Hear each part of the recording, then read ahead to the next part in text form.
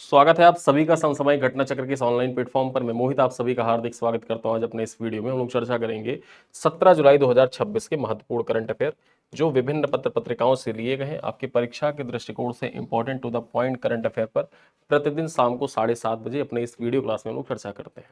यहाँ पर देखा जाए हम लोग जो करंट अफेयर डेली चर्चा करते हैं उसको मासिक पैकेज के रूप में डिजाइन करके रखा गया है। अपितु जो वीडियो क्लास होती है सिर्फ वीडियो यहाँ पर यूट्यूब पर पब्लिक किया जाता है। इससे इतर आपको जो class PPT, class PDF, daily MCQ test होता है, महीने के एंड में कंपाइल पीडीएफ प्रोवाइड किया जाता है। साथ ही साथ जो अन्य बिहार स्पेशल के पीडीएफ है या फिर उत्तर प्रदेश स्पेशल के पीडीएफ है या जो 6 महीने वाले करंट अफेयर के पीडीएफ आते हैं वो सब आपको एक व्हाट्सएप ग्रुप बना के रखा गया करंट अफेयर का, उस करंट अफेयर के व्हाट्सएप ग्रुप में प्रोवाइड किया जाता है। ठीक है, तो इस प्रकार से देखा जाए तो इस मासिक पैकेज को आप ज्वाइन कर सकते हैं। इस वीडियो का पिन कमेंट चेक करेंगे तो वहां से क्लास पीडीएफ पीपीटी, जितनी भी क्लास पीडीएफ पीपीटी होती है, सारी चीजें डाउनलोड करने के लिए व्हाट्सएप ग्रुप से जरूर जुड़ जाइएगा। ठीक है, चलिए एक एक कर चर्चा करते हैं महत्वपूर्ण खबरों पर। पहली खबर क्या है, 60 वर्ष बाद गिर के जंगलों में ग्रे हॉर्नबिल की वापसी हुई है। यहाँ पर ग्रे हॉर्नबिल कुछ इस प्रकार से दिखता है, फोटो आप देखिएगा, इमेज यहाँ पर देखा जाए, पिक्टोरियल फॉर्मेट में पीपीटी आपके लिए तैयार की जाती है ताकि चीजों को चित्र एक बार देख के आप याद रख सकें।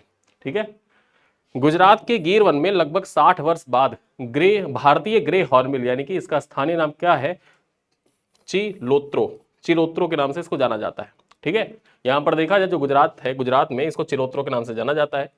इसकी वैज्ञानिक पुष्टि हुई है। यहां पर बात करें तो यह प्रजाति 1950-60 के दशक के दौरान मुख्यतः प्राकृतिक आवास के नष्ट होने के कारण इस क्षेत्र से विलुप्त हो गई थी। यानी कि यहां पर देखा जाए प्राकृतिक आवास जो था इसका विलुप्त हुआ और उसी के साथ ये पक्षी प्रजाति जो थी ये भी विलुप्त हो गई थी। लेकिन वापस से देखा जाए 60 वर्षों के बाद ग्रे हॉर्नबिल वापस से दिखा है। ठीक है, चर्चा करें तो वर्ष 2021-22 में गिर वन में 28 ग्रे हॉर्नबिल छोड़े गए थे तथा 11 नर पक्षियों पर सैटेलाइट ट्रांसमीटर लगाकर उनकी गतिविधियों तथा प्रजनन व्यवहार पर निगरानी की गई थी। ग्रे हॉर्नबिल बीजों के प्रसार तथा वन पारिस्थितिक तंत्र को संतुलित रखने में महत्वपूर्ण भूमिका निभाता है, इसीलिए वन विभाग इसके संरक्षण और निगरानी को आगे बढ़ाएगा। ठीक है, तो आपकी परीक्षा के दृष्टिकोण से याद रखिएगा जो ग्रे हॉर्नबिल है, हाल ही में ग्रे हॉर्नबिल वापस से कहां पर देखा गया है 60 वर्षों के बाद, तो गिर के जो जंगल है गुजरात में, यहां पर इनकी वैज्ञानिक पुष्टि हुई है। चलिए अगली खबर पर चर्चा करते हैं। फिडे ने विश्व कप शतरंज प्रतियोगिता के प्रारूप में बदलाव किया है। जैसे कल मैंने आपको बताया था कि आईसीसी के द्वारा जो T20 है और जो वनडे विश्व कप है, ठीक मतलब वनडे प्रारूप है, उसमें देखा जाए विश्व कप के प्रारूपों में बदलाव किया गया है। उसी प्रकार से देखा जाए तो फिडे ने भी विश्व कप शतरंज प्रतियोगिता के प्रारूप में बदलाव किया है। अब कौन कौन से बदलाव हैं आइए देख लेते हैं। विश्व शतरंज महासंघ फिडे ने 14 जुलाई 2026 को विश्व कप शतरंज प्रतियोगिता के प्रारूप में बदलाव की घोषणा की है, जिसे 2027 से लागू किया जाएगा। यहां पर देखा जाए तो नए प्रारूप के अनुसार प्रतियोगिता की शुरुआत स्विस प्रणाली से होगी, जबकि राउंड ऑफ 16 से आगे नॉकआउट प्रारूप लागू रहेगा। ठीक है, यहां पर जो प्रतियोगिता की शुरुआत होगी वो स्विस प्रणाली से स्टार्ट होगी, जबकि जब राउंड 16 हो जाता है, राउंड ऑफ 16 हो जाता है, उसके बाद हर राउंड पर नॉकआउट प्रारूप लागू रहेगा। चर्चा की जाए तो नए नियमों के तहत प्रत्येक खिलाड़ी को कम से कम 9 मुकाबले खेलने का अवसर मिलेगा तथा प्रतियोगिता की अवधि लगभग 1 सप्ताह से कम हो जाएगी। ठीक है, प्रतियोगिता की अवधि लगभग 1 सप्ताह कम हो जाएगी। ओपन वर्ग में खिलाड़ियों की संख्या 206 से 224, महिला वर्ग में 107 से 128 तथा कुल इनामी राशि जो होगी ये बढ़कर 32 करोड़ रुपए हो जाएगी। ठीक है, कुल इनामी राशि जो प्रदान की जाती है यहाँ पर फिडे में, विश्व शतरंज चैंपियनशिप जो जीतता है उसको, तो 32 करोड़ रुपए की राशि होती है। ये भी यहां पर देखा जाए लगभग ये बढ़कर कितनी हो जाएगी, 32 करोड़ रुपए हो जाएगी। अगली खबर पर चर्चा करते हैं। भारत करेगा 5वीं बिम्स्टेक राष्ट्रीय सुरक्षा सलाहकार बैठकों की मेजबानी।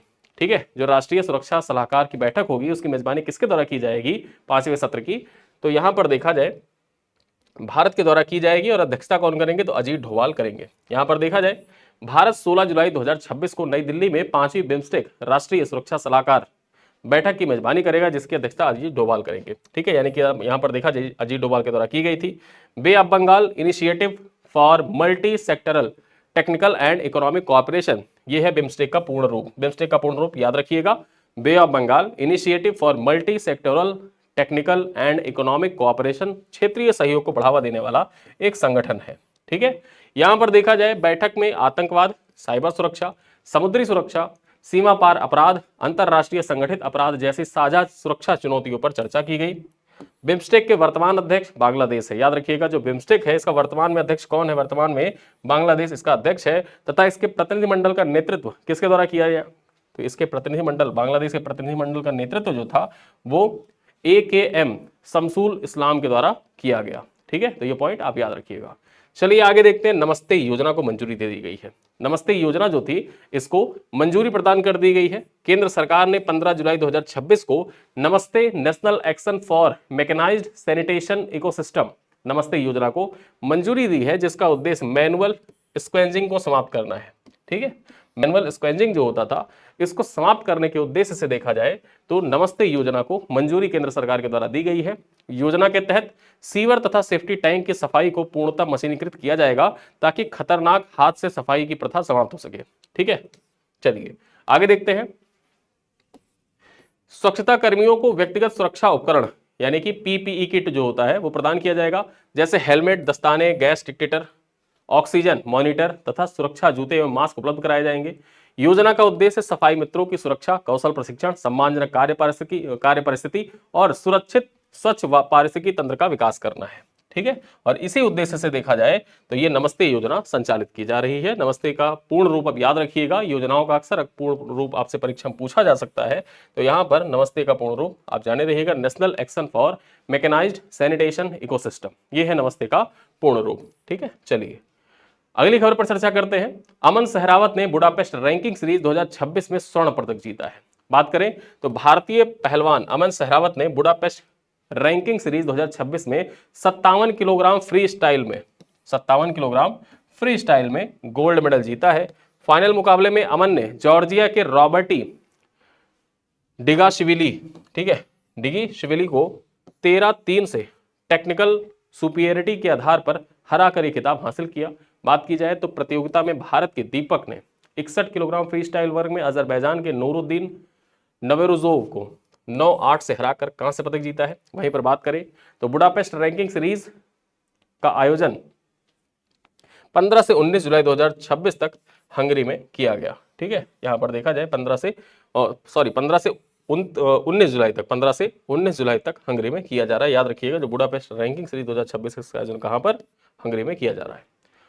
अगली खबर देखा जाए बेहद महत्वपूर्ण है। यहां पर अमेरिकी फेडरल रिजर्व जो है इसका जो टास्क फोर्स है उसमें रघुराम राजन की नियुक्ति हुई है। रघुराम राजन अमेरिकी फेडरल रिजर्व टास्क फोर्स में नियुक्त हुए हैं। यहां पर बात करें तो भारतीय रिजर्व बैंक के पूर्व गवर्नर रघुराम गोविंद राजन को 16 जुलाई 2026 को अमेरिकी फेडरल रिजर्व में 5 सदस्यीय उच्च स्तरीय समीक्षा टास्क फोर्स में नियुक्त किया गया है। यह टास्क फोर्स मौद्रिक नीति, डेटा विश्लेषण, आर्टिफिशियल इंटेलिजेंस तथा बैलेंस शीट से जुड़े ढांचे की समीक्षा कर भविष्य की आर्थिक चुनौतियों के अनुरूप सुधार को सुझाएगी, और उसी में देखा जाए रघुराम गोविंद राजन को नियुक्त किया गया है। बात की जाए तो रघुराम राजन टास्क फोर्स में बैलेंस शीट नीति की समीक्षा करने वाले पैनल का हिस्सा होंगे, जबकि भारतीय मूल के राज चेट्टी और आशा वर्मा भी इसमें सम्मिलित है। यानी कि जो 5 सदस्यीय कमेटी है उसमें राज चेट्टी और आशा शर्मा ये सम्मिलित है। ये भारतीय मूल की अमेरिकी नागरिक है, जबकि देखा जाए जो रघुराम गोविंद राजन है ये भारत के पूर्व गवर्नर रह चुके हैं और भारतीय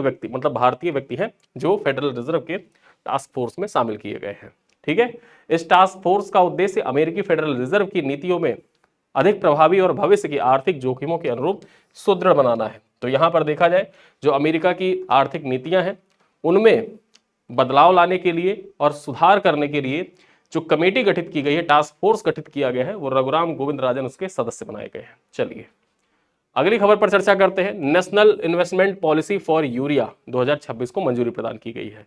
यहां पर देखा जाए केंद्र सरकार ने national investment policy for urea 2026 को मंजूरी प्रदान की है, जिसका उद्देश्य देश में यूरिया उत्पादन बढ़ाकर आयात पर निर्भरता को कम करना है।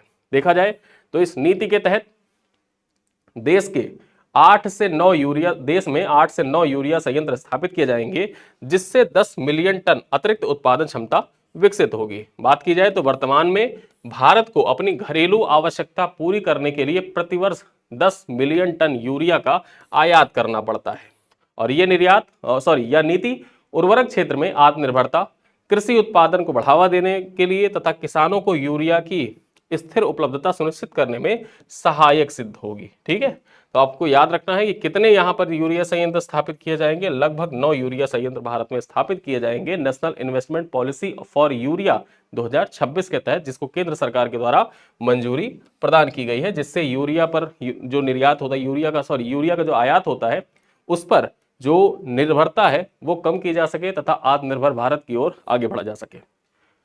अगली खबर पर चर्चा करते हैं। इंडिया सेमीकंडक्टर मिशन 2.0 को मंजूरी दी गई है। ठीक है, इंडिया सेमीकंडक्टर मिशन 2.0 को मंजूरी दी गई है। यहां पर देखा जाए, केंद्रीय कैबिनेट ने इंडिया सेमीकंडक्टर मिशन 2.0 के लिए 1.27 लाख करोड़ रुपए के बजट को मंजूरी प्रदान की है। मिशन का उद्देश्य भारत को चिप डिजाइन एवं सेमीकंडक्टर विनिर्माण का वैश्विक केंद्र बनाना है तथा घरेलू सेमीकंडक्टर पारिस्थितिक तंत्र को सुदृढ़ करना है। यहां पर बात की जाए तो नई योजना के तहत चिप निर्माण के लिए आवश्यक कच्चे माल, गैस एवं खनिजों की आपूर्ति करने वाली कंपनियों को भी प्रोत्साहन प्रदान किया जाएगा। बात करें तो यह मिशन भारत में उच्च प्रौद्योगिकी विनिर्माण, निवेश, रोजगार और आत्मनिर्भर सेमीकंडक्टर उद्योग को बढ़ावा देने में महत्वपूर्ण भूमिका निभाएगा। ठीक है, अगली खबर पर चर्चा करते हैं। एशियाई अंडर 19 एवं अंडर 23 बॉक्सिंग चैंपियनशिप में भारत का शानदार प्रदर्शन। देखा जाए तो एशियाई अंडर 19 और अंडर 23 बॉक्सिंग चैंपियनशिप में भारतीय महिला मुक्केबाजों ने कुल 19 पदक जीतकर उत्कृष्ट प्रदर्शन किया। भारत के खाते में 5 स्वर्ण पदक, 10 रजत पदक और 4 कांस्य पदक आए हैं, जिससे महिला मुक्केबाजी में देश की बढ़ती ताकत प्रदर्शित हुई है। बात की जाए तो अंडर 19 वर्ग में चंद्रिका, भोजेश पुजारी और प्राची, जबकि अंडर 23 वर्ग में निशा ने स्वर्ण पदक अपने नाम किया। यह प्रदर्शन अंतरराष्ट्रीय स्तर पर भारतीय महिला मुक्केबाजों की प्रतिभा एवं भविष्य की संभावनाओं को और मजबूती प्रदान करता है। ठीक है, अगली खबर देखा जाए, स्प्रेड विंग डेमसेल फ्लाई की नई प्रजाति। ठीक है, यहां पर जो स्प्रेड विंग डेमसेल फ्लाई है, इसकी नई प्रजाति लेटेस्ट पॉलिटी की खोज की गई है। लेस्टेस पालोटी की खोज की गई है। लेस्टेस पालोटी इसका नाम है। यहां पर देखा जाए, वैज्ञानिकों ने केरल के पश्चिमी घाट पर स्प्रेड विंग डेमसेल फ्लाई की नई प्रजाति लेस्टेस पालोटी की खोज की है। इस नई प्रजाति का नाम प्रसिद्ध वैज्ञानिक जाफर पालोटी के सम्मान में रखा गया है। जो जाफर पालोटी थे, उन्हीं के सम्मान में इसका नाम लेस्टेस पालोटी रखा गया है। देखा जाए तो इसका विवरण इंटरनेशनल जर्नल ऑफ ओंडोनेटोलॉजी, जो ओंडोनेटोलॉजी है, उसमें प्रकाशित हुआ था। भारत में डेमसेल फ्लाई की नई प्रजाति की यह खोज लगभग 40 वर्ष बाद और पश्चिमी घाट पर लगभग 100 वर्षों के बाद दर्ज की गई है। यानी कि डेमसेल, यहां पर देखा जाए जो डेमसेल फ्लाई होती है, उसकी कोई नई प्रजाति भारत में 40 साल बाद खोजी गई, और पश्चिमी घाट पर देखा जाए तो लगभग 100 सालों के बाद कोई डेमसेल फ्लाई की नई प्रजाति खोजी गई है। यहां पर बात की जाए तो यह खोज पश्चिमी घाट की समृद्ध जैव विविधता तथा कीट संरक्षण के दृष्टिकोण से महत्वपूर्ण मानी जा रही है। डेमसेल फ्लाई कुछ इस प्रकार से दिखती है, आपने देखा भी होगा। अक्सर जब बरसात का सीजन आता है तो ये कीड़ा आप देखते हैं। ठीक है, यही है डेमसेल फ्लाई। चलिए आगे देखते हैं, ग्राम पंचायत कर दर एवं शुल्क नियमावली 2026। अब ये देखा जाए बीपीएससी के दृष्टिकोण से इंपॉर्टेंट हो जाता है। बिहार सरकार ने ग्राम पंचायतों को आत्मनिर्भर बनाने के उद्देश्य से ग्राम पंचायत कर दर शुल्क नियमावली 2026 को मंजूरी प्रदान की है। नई व्यवस्था के तहत पंचायतें मकान, दुकान, उद्योग, होर्डिंग, विज्ञापन, हाट बाजार, पेशेवर सेवाओं पर कर एवं शुल्क वसूल कर सकेंगे। ठीक है, तो जो ग्राम पंचायतें हैं वो मकान पर, दुकान पर, उद्योग पर, होर्डिंग, विज्ञापन पर, हाट बाजार पर, पेशेवर सेवाएं जो होती है उन पर देखा जाए टैक्स लगा सकेंगी। चर्चा करें तो मकान कर के अंतर्गत पक्के मकान पर 100 रुपए, अर्ध पक्के मकान पर 50 रुपए, प्रधानमंत्री आवास योजना के घरों पर 25 रुपए वार्षिक कर निर्धारित किया गया है, जबकि मिट्टी के जो घर है उनको कर से मुक्त रखा गया है। यहां पर बात की जाए, पेट्रोल पंप, सिनेमाघर, रसोई गैस एजेंसी तथा ईंट भट्टों पर 5,000 रुपए वार्षिक शुल्क तथा जलापूर्ति एवं साफ सफाई जैसी पंचायती सेवाओं पर उपयोगकर्ता शुल्क लिया जाएगा। यानी कि बिहार राज्य सरकार के द्वारा देखा जाए तो एक प्रकार से निर्णय लिया गया है कि जो पंचायतें हैं उन पंचायतों के अंतर्गत देखा जाए तो जो भी सार्वजनिक स्थल है वहां पर कोई व्यक्ति अगर बाजार लगाता है, होल्डिंग लगाता है अपनी, या फिर जो हाउस टैक्स है, वो सारी चीजें पंचायतें वसूल कर सकती हैं और उन पैसों का देखा जाए पंचायत के विकास में यूज किया जाएगा। ठीक, चलिए देखते हैं अगली खबर, मोबाइल फोन निर्माण योजना को मंजूरी प्रदान की गई है। मोबाइल फोन निर्माण योजना को मंजूरी प्रदान की गई है। केंद्र सरकार ने 62,500 करोड़ रुपए की मोबाइल फोन निर्माण योजना MPMS, ठीक है, एमएस को वित्त वर्ष 2026-27 से 30-31 5 वर्षों की अवधि के लिए मंजूरी प्रदान की है, जिसका उद्देश्य भारत को वैश्विक इलेक्ट्रॉनिक्स हब बनाना है। यहां पर देखा जाए तो योजना के तहत 39 लाख करोड़ रुपए के मूल्य के मोबाइल का उत्पादन किया जाएगा और 60,000 प्रत्यक्ष रोजगार सृजित करने का लक्ष्य भी निर्धारित किया गया है।